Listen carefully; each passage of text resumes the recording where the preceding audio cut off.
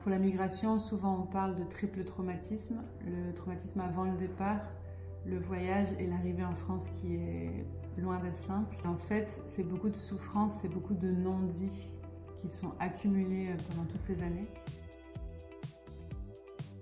Souvent, il arrive encore aujourd'hui, que des étudiants partagent des choses très personnelles, très lourdes pendant le cours de français, même si on est en train de faire de la grammaire ou autre. Sauf que parfois, ça peut être lourd pour le reste du groupe et c'est pas le lieu non plus puisqu'on est en cours de français.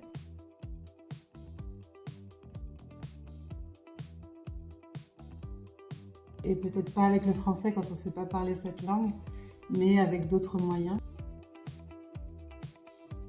Pour moi, les ateliers de médiation artistique, ils permettent à la personne de reprendre confiance en elle, en leur capacité de créer. En fait, c'est vraiment important quand on va après à l'université en France. On a besoin d'avoir une place en fait et d'avoir confiance en soi, de s'affirmer devant les autres. On commence par un moment de petit rituel de groupe plutôt dans le sensible, dans la respiration, pour revenir au moment présent. Ça peut être des feux, des crayons de couleur, de la peinture, de l'encre, du collage, ça dépend. En français, en anglais, dans la langue qu'on souhaite. Et après, il y a un moment de lecture au groupe et d'échange dans le groupe. Donc déjà, il y a un grand plaisir à créer, de retrouver un petit moment d'enfance, faire des choix, parce que parfois le papier résiste, des choses comme ça, donc on doit affirmer son choix dans la création. Et après, il y a aussi une grande fierté de créer quand on a pu faire quelque chose, même si l'objectif n'est pas esthétique du tout, c'est pas un cours de dessin. Une fois à un atelier, une jeune étudiante est venue, elle parlait vraiment pas beaucoup français, elle connaissait pas les autres participants, et dans la création, par hasard, elle a pris du rouge. Ça lui a rappelé malheureusement le décès de ses amis.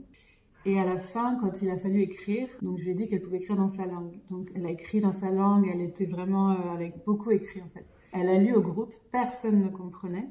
Donc au début, elle était un peu gênée, mais je l'ai encouragée. Je sentais petit à petit déjà l'émotion dans ce qu'elle disait.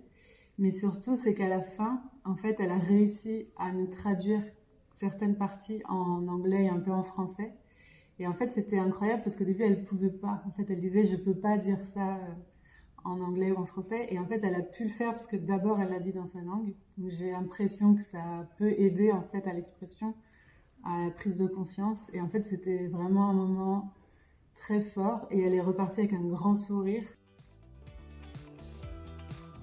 En fait, c'est vraiment ça. À chaque fois dans les ateliers, les personnes arrivent avec du stress, avec des tensions. Et à chaque fois, dans la partie écrite, on repart avec de l'espoir, avec vraiment une communication dans le groupe, une solidarité. Et ça, c'est vraiment fort à chaque fois. Je suis assez surprise peut-être que chaque atelier se termine sur une note joyeuse.